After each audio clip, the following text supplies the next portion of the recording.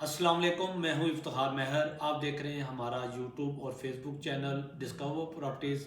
आज मैं बात करने जा रहा हूं प्रेसन 61, 62, 63 के हवाले से कि आज की डेट में जो कि 20 जनवरी 2023 है, इस टाइम उसकी मार्केट वैल्यू क्या है, सेलिंग बाइंग का रेट क्या है। सबसे पहले मैं आपको बताता चलूं जो इस वक्त डिमांड है प्रेसन 61 की 20 और 21 की ब्रैकेट के अंदर इस वक्त जो है वो डिमांड चल रही है। एक हफ्ता पहले यही फाइल जो है 61 की 125 गज की वो 26 और 27 की ब्रैकेट तक उसकी डिमांड देखने को मिली है।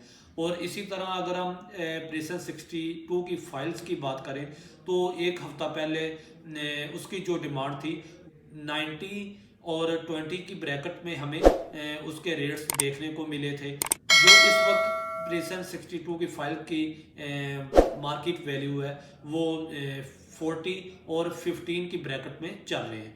और इसी तरह अगर हम देखते हैं कि प्रेसन 63 जो एक हफ्ता पहले उसकी मार्केट वैल्यू थी वो 17 और 18 के दरमियान उसके रेट्स जो हैं वो डिमांड हो रहे थे। आज की डेट में जो डिमांड हो रही है वो 13 और 14 की ब्रैकेट के अंदर हमें वो रेट्स देखने को मिलते हैं। अभी सेल करने की मार्केट नहीं है।